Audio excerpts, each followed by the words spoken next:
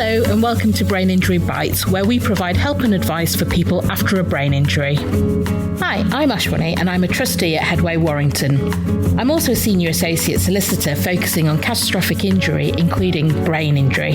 My name's Brooke and I've lived with a traumatic brain injury since 2007. So in this episode, we're going to be looking at fatigue and the importance of rest.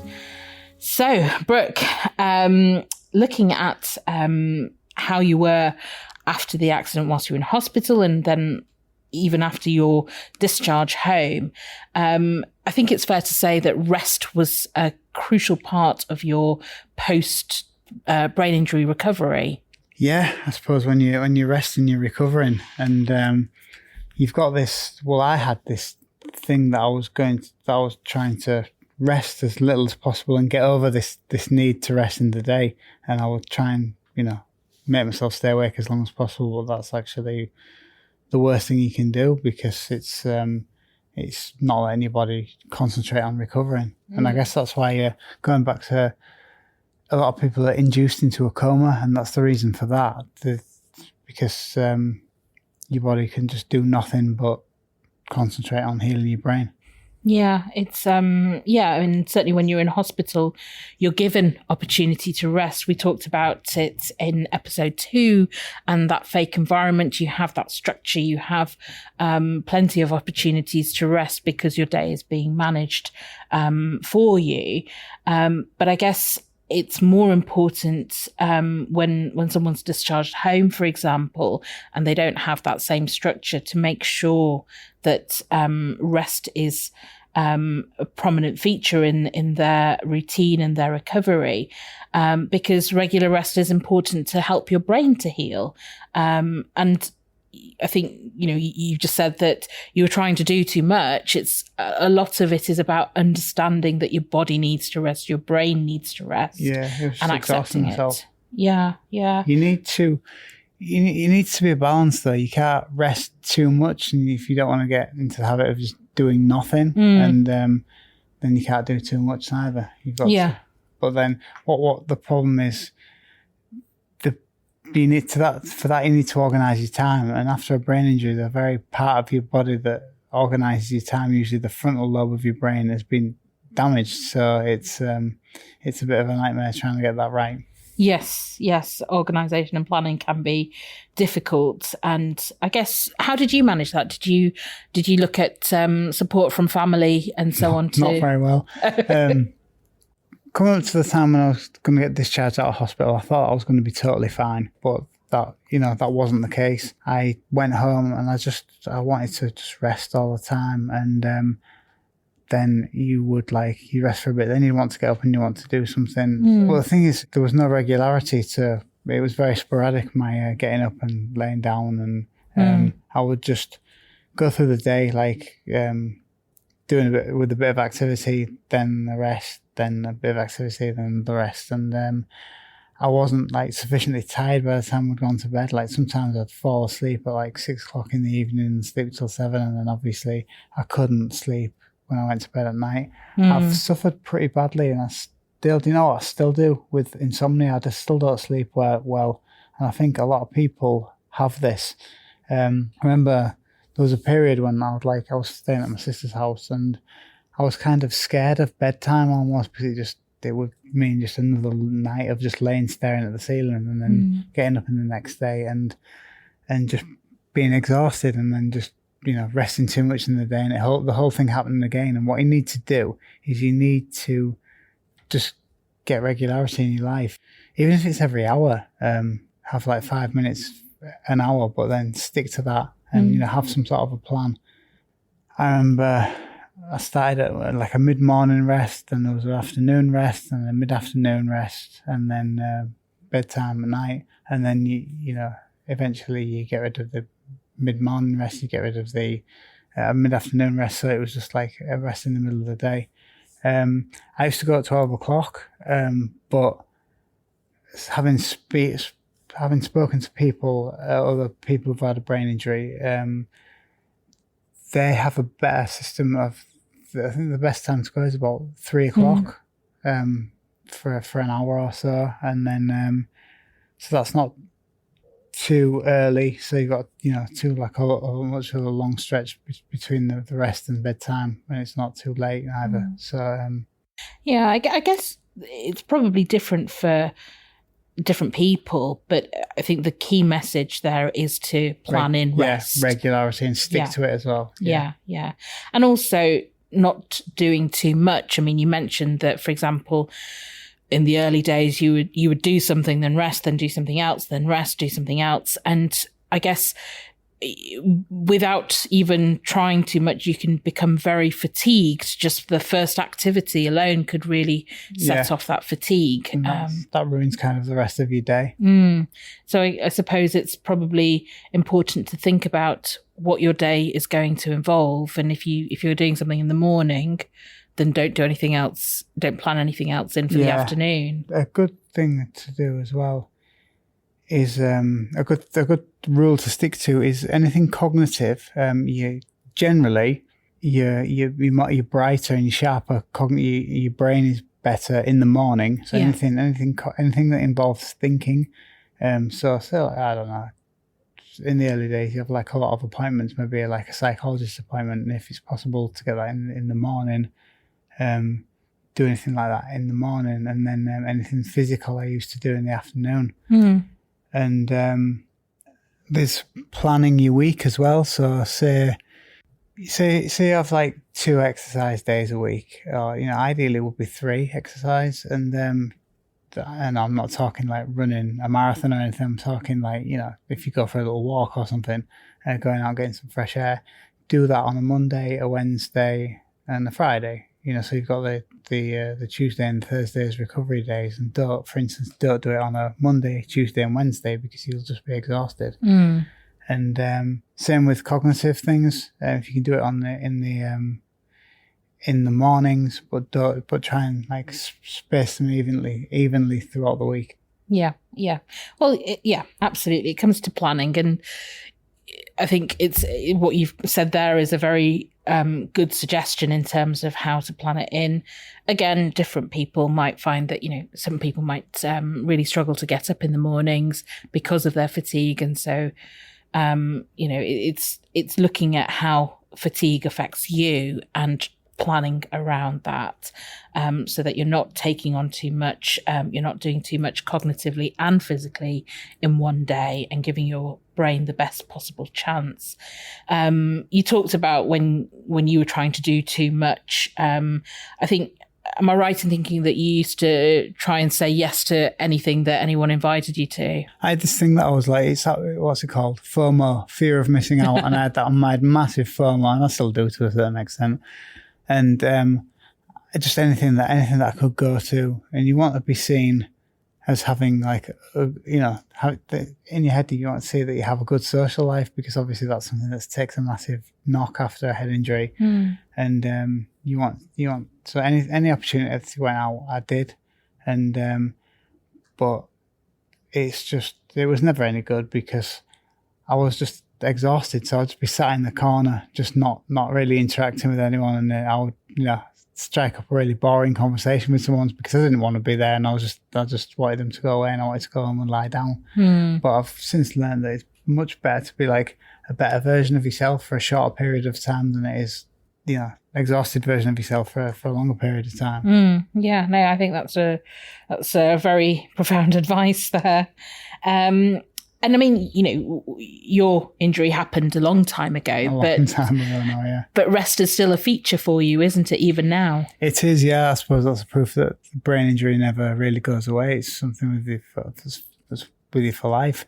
I mean, something that I read when I was in hospital was, do you remember Richard Hammond's book? Yes. And he claims to be totally fine now, which I don't know if I believe. I don't know if I don't. But I mean, we had like similar kind of injuries in that we were both a 3 on the Glasgow coma scale because he crashed in the jet car. But I suppose if you watch the footage back, the ambulance was straight there. So yeah, there's going back to that golden hour where you have to be. Yes. The treatment that you get in the hour following your injury. He was like, his golden hour was like seconds before I got treatment. So the gold standard of the golden hour. Exactly. Yeah. So he got the perfect system, but I don't know if he's totally cured or not. He says he is, but I guess we don't know what goes on behind the scenes. I mean, he has his TV persona, but we don't know what he's like when he's at home, whether he's, sleeping all the time. We just don't know, do we? Yeah, I mean, it's something fatigue was very much the bane of my life for a lot of years. But for anybody who's going through it, the early days now, obviously it is really bad at first, because you've got to remember that's when your brain's healing as well. Yeah. And that's why you do get a bit of a spurt in recovery at first, but it's continued to affect me throughout the last 15 years. I mean, it still does now, but it is immensely better than what it was, but it's still there. I think it's important not to fight it either, not to fight the fatigue. Hey everyone, this is a short segue to introduce our new home, the Community Compass app. It's a space built just for people navigating life after serious injury and for the families, friends and carers walking that path with them. Inside, you'll find real stories from others living with brain injury, tips for recovery and wellness, and a community that truly understands what you're going through. Community Compass isn't just an app, it's a place to connect, to be seen, and to find strength when you need it the most. So if you're listening and thinking, I could use that, then just search Community Compass on the App Store or Play Store, download it and come join us. You had an incident, didn't you, where you, was it Red Bull? Oh, no, this thing, because you don't understand it at first. Like when I had my injury in 2007, there was very little known about brain injury. Now there's much more, and there's much, it's had much more attention and much more media coverage, but essentially we didn't really, it was like a learning curve for us. And I just thought I was tired. I used to work in a bar and we used to have Red Bull. So I just thought that was the answer to my fatigue problems. And I used to have, I can't remember what my record was, but I used to have a lot of cans of Red Bull thinking that it would cure this fatigue. But all it did for me was it stopped me sleeping. And there was a time I used to like the band AC/DC, and I got into it when we were travelling. And they were playing in Manchester, and I actually went to an AC/DC concert in, I think it was 2009, a couple of years after my injury, and I had several cans of Red Bull after that, and I don't think I slept the whole night. Oh, goodness. But it was good though. Well, don't try this at home. You remember the best bits, don't you? But yeah, it definitely wasn't advisable. No, definitely not. And fatigue can also affect your judgment, can't it? If you're brain tired, we're not talking about physical tiredness, we're talking about brain tiredness, then it can affect the way you think or the way you reason certain things. I think there was something relatively recently, wasn't there, Brooke, with the Royal Mail?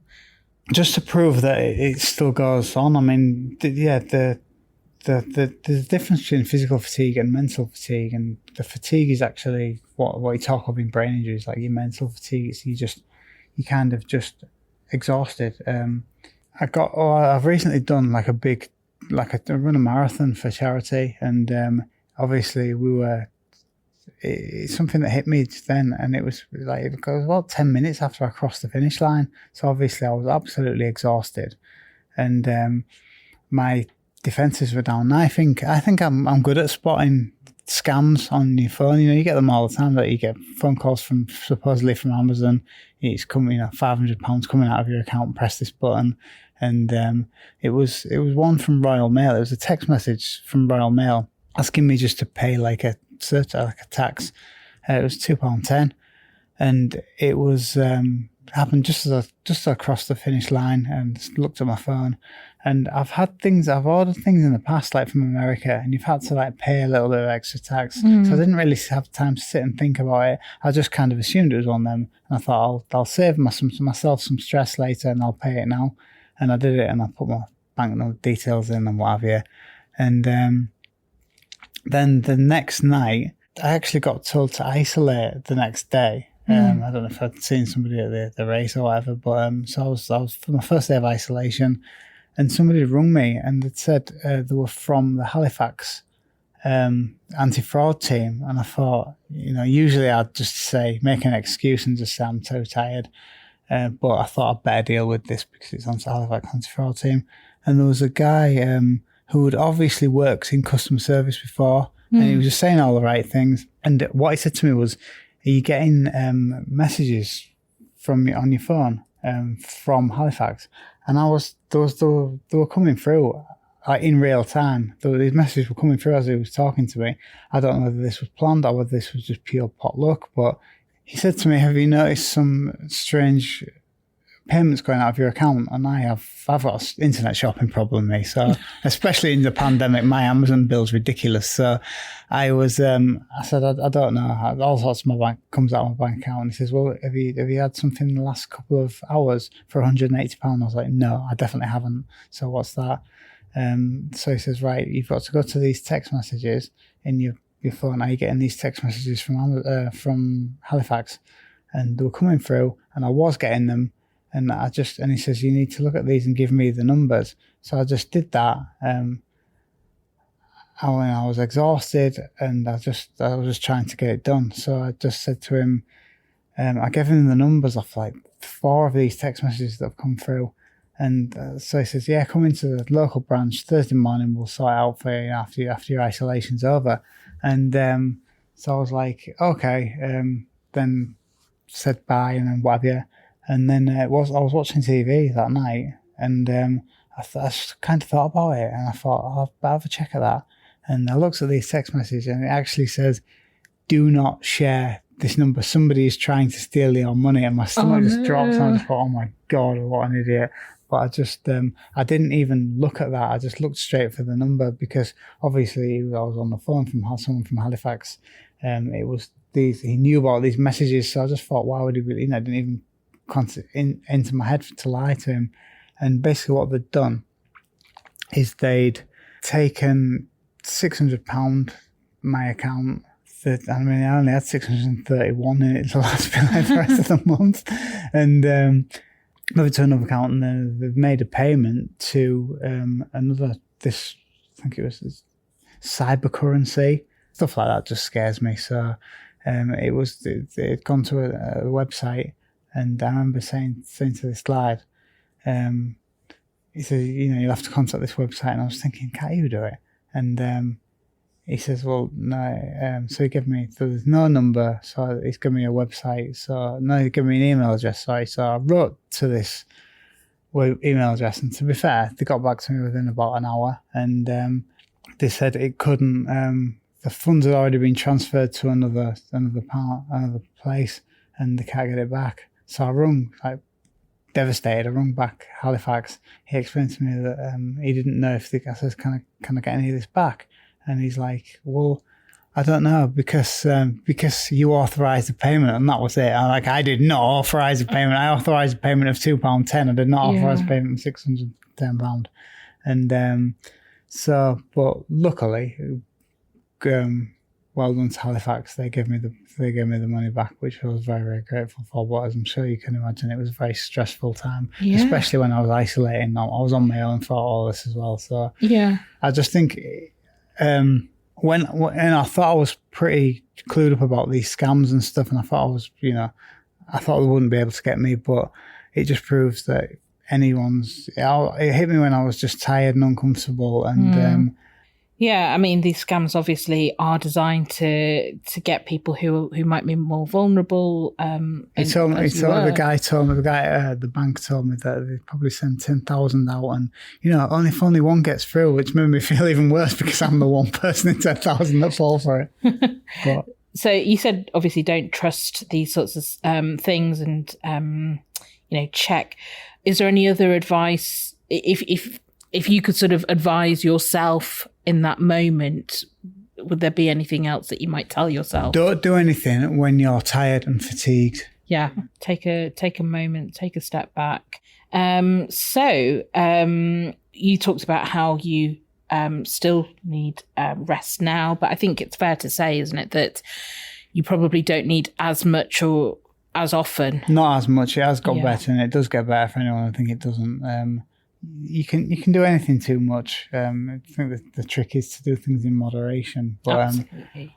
Now it's I've done things like I've done big runs and stuff, but and I've actually not been for rest in the day. But I think the reason for that is that the adrenaline's carried me through. But just on a general normal day, I try and go for like one rest in the middle of the day, particularly if I've done something mentally taxing or even physically taxing, and then I will need a rest after that. But I try to if it gets to like 5 o'clock, I wouldn't go even 4 o'clock. I wouldn't rest past 4 o'clock because that tends to affect my sleep at night.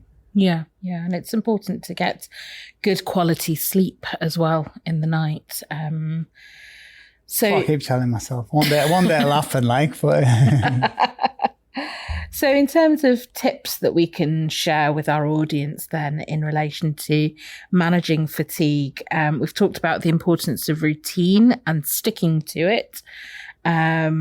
We've also talked about making plans, thinking ahead about your day. And, if you're doing something that's cognitively taxing in the morning, then not to do anything else in terms of activity for the rest of the day. Or similarly, if you're doing something physically taxing, again, thinking about managing your activities. Planning in rest, accepting that you need to rest. I guess that's the hardest part when you're wanting to get up and go and do everything. Acceptance is a massive thing, and to some extent, I still haven't accepted that I need to rest now. I still think I can do things that I can't, but I think that's probably been a good and a bad thing. And a good thing, it has made me push on, but then in a bad thing, it's made me think that I'm better than I'm not, and get myself into trouble. But finding that balance, I guess, as you said before, you don't want to over-rest and then affect the quality of your sleep because you're just awake at night. I think, have yourself a cut-off point. I'd say 4 o'clock. Yeah, don't do it. Don't sleep after 4 o'clock. Yeah, I think that's a good piece of advice. Have a cut-off point. Don't have any caffeine after 12 o'clock. Certainly not lots of cans of Red Bull. Not Red Bull, no. No, avoid overstimulation. And it's what you said before, do things in moderation. Think about your diet and your exercise and do things in moderation. Don't have too many stimulants. And I think, what we said before about regular bedtime, probably also, would you agree, a regular waking up time? Yeah, and get up. Set yourself a routine in the morning as well. Consistency is key. Have your routine, stick to it, plan, and rest, more importantly. Make sure you allow yourself that time to rest and let your brain recover. Don't rest too much, don't rest too little, don't rest too late. Definitely don't rest too late. And the worst thing to do in the morning as well, if you think you're exhausted, get up. Don't just lay in bed because it just makes you feel worse. Yeah. Well, thank you very much, Brooke. I think that was, again, a very insightful episode and lots of really helpful advice there for our listeners. Thanks for listening. Make sure you check the footnotes for more help, advice and resources. Join us for the next episode when we'll be talking about memory after brain injury.